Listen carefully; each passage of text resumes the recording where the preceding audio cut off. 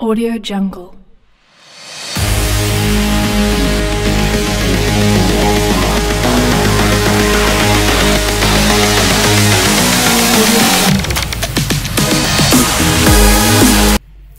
बिस्मिल्लाहिर्रहमानिर्रहीम। Lecture number 4 electromagnetic induction. Electromagnetic induction है हमारा जो टॉपिक है आज का, चैप्टर नंबर 7 से। तो इसमें हम कुछ टॉप टर्म्स को डिस्कस करेंगे, जैसे फ्राडेज लॉ है।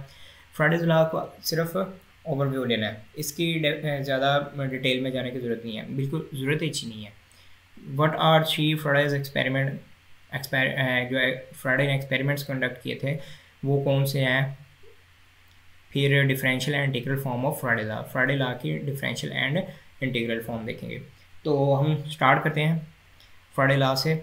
फ्राडे लॉ क्या कहता है हमें, यार बड़ा अच्छा बंदा था फ्राडे, बस रहा नहीं आगे। Basic law of electromagnetism predicting how a magnetic field will interact with an electric circuit.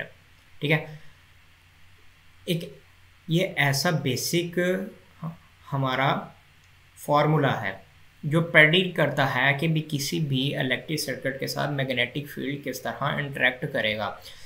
अब इसकी सिंपल मैं यहाँ पे सर्किट डायग्राम बना के समझाता हूँ। अब ये मैं ले लेता हूँ कि मेरे पास ये है इलेक्ट्रिकल सर्किट है जिसमें कुछ इलेक्ट्रॉनिक कंपोनेंट लगे हुए हैं, और ये मेरी एक बॉडी है जो कि मैग्नेटिक फील्ड लाइंस जनरेट कर रही है, यहाँ से प्रोड्यूस हो रही हैं। अब फ्राडे लॉ कहता है कि ये जो लाइंस हैं इस सर्किट, इलेक्ट्रिकल सर्किट के साथ किस तरह इंटरेक्ट करेंगी, इनका क्या बिहेवियर होगा। तो ये बताता है टू प्रोड्यूस एन ईएमएफ, यानी कि ईएमएफ प्रोड्यूस करने के लिए a phenomena known as electromagnetic induction, जो कि हमें इलेक्ट्रोमैग्नेटिक इंडक्शन के फिनोमेना से हम इसको जानते हैं। It is the fundamental operating principle of transformer. हमारे जो ट्रांसफार्मर्स लगे होते हैं जो कि गर्मी में सड़ जल जाते हैं, बहुत ही सारी किस्म के inductors and many type of electrical motor, generator and solenoids. जो हमारी सोलिनॉइड्स होती हैं, जनरेटर्स होते हैं, मोटर्स होते हैं एंड थॉन कुछ भी। तो जहाँ पे ईएमएफ जनरेट हो रही होती है वहाँ पे ये फ्राडे लॉ का जो है फिनोमेना अकर हो रहा होता है। तो हम चलते हैं अपने एक्सपेरिमेंट्स की तरफ, जो कि ज़्यादा ज़रूरी है समझना। अब एक्सपेरिमेंट नंबर 1 जो है, एक्सपेरिमेंट नंबर 1 जो उसने कंडक्ट किया था वो क्या कहता है। According to experiment number 1 conducted by sir Faraday, he pulled a loop of wire to the right so a magnetic field current flowed in the loop। अब ये देख लें, ये जी है, मैंने ले लिया अपना एक मैग्नेटिक फील्ड। अब इसको मैं यहाँ पे मैंने रख दी लूप। ये बिल्कुल सेम वही चीज़ नहीं लग रही जो हमने लेक्चर नंबर 3 में डिस्कस की थी, जिसमें हमारे पास ये वो था मैग्नेटिक फील्ड, उसके अंदर लूप रखी हुई थी, उसको हमने टू दी राइट मूव करवाया था। हाँ जी, ये बिल्कुल वही चीज़ है। अच्छा, he pulled loop of wire to the right, यानी कि टू दी राइट उसने मूव करवाया। तो क्या हुआ, थ्रू अ मैग्नेटिक फील्ड, इस मैग्नेटिक फील्ड से यहाँ पे चार्ज पैदा हो गया, यहाँ पे चार्ज प्रोड्यूस हो गया। यानी कि इसकी लूप की मोशन से मैग्नेटिक फील्ड जो है वहीं का वहीं स्टेशनरी है, यहाँ पे ये चार्ज इंड्यूस हो गया इस लूप की मोशन की वजह से। अब सेकंड एक्सपेरिमेंट जो कंडक्ट किया गया उसमें रिजल्ट थोड़ा सा, उसमें थोड़ी सी उसने शफलिंग कर दी। He move the magnet to the left. अब उसने मैग्नेट को टू द लेफ्ट मूव करवाया, होल्डिंग द लूप स्टिल, यानी कि पहले उसने लूप को मूव करवाया था, लूप का क्या हुआ था, एरिया कम हो गया था। अब लूप वहीं की वहीं है, उसने मैग्नेट को चेंज करवा दिया, यानी कि मैग्नेट की पोजीशन चेंज कर दी। और फिर रिजल्ट में क्या हुआ, रिजल्ट में फिर हमारे पास चार्ज आ गया, यानी कि करंट पैदा हुआ। With both the loop and the magnet at rest he change strength of the field. अब मैग्नेट टर्म से, या ये जो टर्म है मैग्नेट एट रेस्ट और ये जो टर्म है मैग्नेट टू द लेफ्ट, अभी इससे कंफ्यूज नहीं होना। अब ये मैग्नेट क्या है, ये मैग्नेटिक फील्ड की बात हो रही है। यहाँ पे कई जगह पे मैग्नेटिक फील्ड लिखा होता है, वैसे जनरली मैग्नेटिक फील्ड यूज़ होता है, मैग्नेट बहुत कम यूज़ होता है। ठीक है, तो अब इस मैग्नेट फील्ड को उसने क्या किया, इसकी पोजीशन को चेंज किया, यानी कि इसको रिलोकेट किया। अगर ये यहाँ पे पड़ा हुआ था, इसको वो क्या किया, यहाँ पे ले आया, ऐसे उसकी फील्ड चेंज कर दी। अब क्या हुआ, अब इसकी मोशन से भी यहाँ पे चार्ज पैदा हो गया, यानी कि हमारे पास यहाँ भी करंट आ गया। अब पहले हमने लूप को मूव करवाया, अब मैग्नेटिक फील्ड को मूव करवा दिया। अब तीसरे एक्सपेरिमेंट में हमने क्या किया कि इस मैग्नेटिक फील्ड की, ये जो मैग्नेटिक फील्ड यहाँ पे पैदा हो रहा है, अब मैग्नेटिक फील्ड पैदा हो रहा है तो उसने इस मैग्नेटिक फील्ड की स्ट्रेंथ को चेंज कर दिया। ही यूज एन इलेक्ट्रोमैग्नेट, उसने इलेक्ट्रोमैग्नेट को यूज़ किया था। And varied the current in the coil. Varied the current का क्या मतलब है कि उसने करंट की जो है स्ट्रेंथ को चेंज किया, यानी कि वेरी कर रहा था, वेरिएबल करंट आ रहा था। तो वंस अगेन करंट फ्लोड इन दी लूप, यानी कि एक बार फिर वहाँ पे थर्ड एक्सपेरिमेंट में भी एज ए रिज़ल्ट वहाँ पे जो चार्ज मिला। ठीक है, तो ये 3 एक्सपेरिमेंट थे। फर्स्ट एक्सपेरिमेंट जिसमें लूप को मूव करवाया, सेकंड एक्सपेरिमेंट में हमने मैग्नेटिक फील्ड को चेंज कर दिया, थर्ड में हमने क्या किया कि करंट एंड मैग्नेटिक फील्ड दोनों की स्ट्रेंथ को उसने चेंज किया। तो देखा यहाँ भी वहाँ ये फिनोमेना कर हो रहा है, यानी कि हमें चार्ज मिल रहा है। देन अब हमने इन 3 एक्सपेरिमेंट्स को तो दे दिया, हम इन एक्सपेरिमेंट की थोड़ी सी डिटेल में जाते हैं। अगर हम 9th 10th या फर्स्ट सेकंड में देखें तो सिर्फ जो है शॉर्ट क्वेश्चन के लिए फैराडे लॉ की डेफिनेशन या इसके फर्स्ट 2 डेफिनेशन या फार्मूला और यूनिट बस इसका पूछा जाता है। तो लेकिन अब थोड़ा सा जो है स्केल हाई है, तो इसलिए हम इसकी थोड़ी सी इंटीग्रेशन में जाएंगे, यानी कि एक एक्सपेरिमेंट को देखेंगे कि एक एक्सपेरिमेंट इन मैथमेटिकल सेंस हमें क्या बताता है। तो the first experiment of course is a straight forward case of motional EMF. अब बिल्कुल जैसे मैंने बताया था फर्स्ट एक्सपेरिमेंट में, जब मैंने फर्स्ट एक्सपेरिमेंट डिस्कस करने लगा था कि हमने ऐसा ही एक देखा था फिनोमेना कि हमारे लेक्चर नंबर 3 में ये मैग्नेटिक फील्ड है और इसके अंदर लूप पड़ी है, तो यहाँ पे मैग्नेटिक फ्लक्स पैदा हुआ था। तो ये बिल्कुल वही मैग्नेटिक फ्लक्स का फार्मूला आ गया, E=-d∅/dt। तो आगे changing magnetic field induced and electric field. अगर मैग्नेटिक फील्ड अगर जो मैग्नेटिक फील्ड है उसमें चेंज आ रहा है तो वो क्या करेगा, इलेक्ट्रिक फील्ड पैदा करेगा।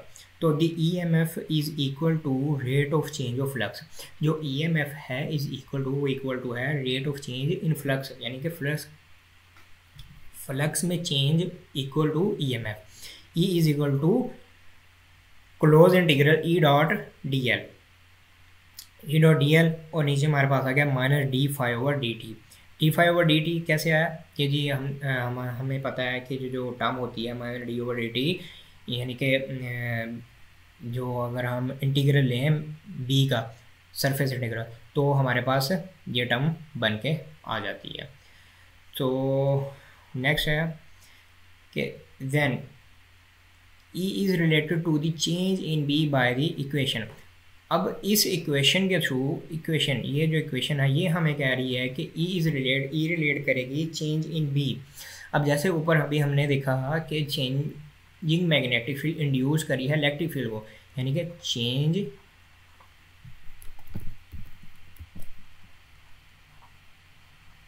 इन B जो वो क्या करती है, E इंड्यूस करती है और E रिलेट करता है चेंज इन P। ये डेल्टा चेंज को शो करता है ना, जैसे मैंने शॉर्ट इसको ले लिया। यानी कि अब बिल्कुल ये जो टर्म है ये एक दूसरे के साथ रिलेट कर रही हैं। तो E के लिए हमारे पास ये टर्म आ गई क्लोज इंटीग्रल E.dl और B के लिए हमारे पास ये टर्म आ गई पार्शियल B और पार्शियल D, यानी कि जो मैग्नेटिक फील्ड है विद रिस्पेक्ट टू टाइम यहाँ पे चेंज हो रहा है। तो इसी फॉर्म को हम कह देंगे the integral form of Faraday law, यानी कि ये इंटीग्रल फॉर्म है फैराडे की। तो अगर हम इसको कन्वर्ट करें डिफरेंशियल फॉर्म में, तो डिफरेंशियल फॉर्म में कन्वर्ट करने के लिए we must use Gauss's law. अब गॉसेस लॉ को यूज़ करते हुए हम इसको चेंज करेंगे डिफरेंशियल फॉर्म में। तो डिफरेंशियल फॉर्म में चेंज करने के लिए यहाँ पे हमने गॉसेस लॉ यूज़ किया। गॉसेस लॉ के अकॉर्डिंगली कर्ल ये इसको डेल भी कहते हैं, ग्रेडियंट भी कहते हैं और इसके कंडीशनली बहुत सारे नाम हैं।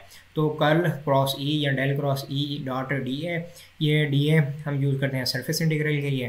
तो सरफेस इंटीग्रल किसका, किसी भी लूप का, यानी कि इस लूप का ये सरफेस इंटीग्रल हो सकता है मैग्नेटिक फील्ड के लिए। तो माइनस पार्शियल B और पार्शियल D ये इलेक्ट्रिकल के लिए, ये बी के लिए, यानी कि ये बी के लिए है और ये है ई के लिए। तो अब यहाँ पे हमारे पास जो इसकी टर्म आ गई डिफरेंशियल टर्म हमारे पास आ गई del cross E is equal to minus partial B over partial D. ये हमारे पास आ गई फ्राडे की डिफरेंशियल फॉर्म। ठीक है, अब इन एक्सपेरिमेंट नंबर 3, अब ये तो एक्सपेरिमेंट नंबर 2 के लिए था। अच्छा, फर्स्ट एक्सपेरिमेंट जो था वो फ्लेक्स रूल था। अब सेकंड एक्सपेरिमेंट जो हमने देखा मैथमेटिकल साइंस में, उसमें हमने डिफरेंशियल और इंटीग्रल फॉर्म को कवर किया। अब जो थर्ड एक्सपेरिमेंट है वो क्या कह रहा है? अब थर्ड एक्सपेरिमेंट कहता है कि in experiment number 3 the magnetic field changes for entirely different reason, यानी कि जो मैग्नेटिक फील्ड है वो चेंज हो रही है डिफरेंट रीजंस की वजह से, वहाँ पर सिचुएशनली चेंज हो रहा है। But according to Faraday law, अब फ्राडे लॉ क्या कहते हैं? An electric field will again be induced, यानी कि इलेक्ट्रिक फील्ड जो है वो मैग्नेटिक फील्ड के चेंज होने की वजह से लाजमी तौर पर इंड्यूस होगा, giving rise to an EMF. यानी कि अगर मैग्नेटिक फील्ड में चेंज आ रहा है, चेंज इन मैग्नेटिक फील्ड है, तो वहाँ पे क्या होगा? ई इंड्यूस होगा, और ई इंड्यूस होगा तो वहाँ पे लाजमी तौर पे ईएमएफ होगी। अगर ई बढ़ रहा है तो ईएमएफ बढ़ेगी, तो अगर ई कम हो रहा है तो ईएमएफ कम होगी। इंडीड, बेशक one can subsume all three cases and for that matter any combination of them into a kind of universal flux rule। और हम इसे किसी भी मैटर के लिए यूनिवर्सल फ्लक्स रूल कह सकते हैं। whenever, जब भी, and for whatever reason, जब भी किसी भी रीज़न की वजह से, ठीक है, कोई स्पेसिफिक नहीं है, कोई कुछ पर्टिकुलर नहीं कर दिया, यही कंडीशन होगी तो चेंज होगा। वैन एवर, जब भी, and for what ever reason, किसी भी रीज़न के लिए, किसी भी रीज़न की वजह से the magnetic flux throw a loop change. अब जो मैग्नेटिक फ्लक्स है, इस जो लूप है, इससे अगर वो चेंज हो रहा है magnetic flux, an EMF will appear in the loop. क्या होगा? वहाँ पे ईएमएफ अपीयर होगी इन द लूप के अंदर, ये वाली टर्म जो है वो लाजमी पैदा होगी। ठीक है, अब थोड़ा सा इसको समझने की कोशिश करनी है, थोड़ा सा कोशिश करना है कि उसको अंडरस्टैंड करने की, क्योंकि B, E and E M F, इन ये तीनों चीज़ें एक दूसरे के साथ बहुत ज़्यादा रिलेट कर रही हैं। तो इन तीनों चीज़ों की समझ आएगी तो for upcoming lecture go through होने के लिए हमें इसको लेक्चर आगे चैप्टर को समझने में आसानी रहेगी। तो ये आज का छोटा सा बस कुछ टर्म्स के साथ ओवरव्यू ही था। इंशाल्लाह आई होप कि आपको समझ आई होगी। नहीं समझ आई तो आप कुछ अगर क्वेश्चंस हों, कुछ सजेशंस हों, हाँ सजेशन ये मैंने बताना था, अगर कुछ अभी सजेशंस हों, कुछ क्वेश्चंस हों, कुछ आइडियाज़ शेयर करने हों तो वो आप मेरे साथ लाजमी तौर पर शेयर करें। मुझे भी अच्छा लगेगा कि अभी कुछ चेंज लेकर आया जाए, कुछ थोड़ा सा यूनिकनेस लेकर आई जाए। तो अल्लाह हाफिज़, इंशाल्लाह मिलते हैं फिर नेक्स्ट लेक्चर में।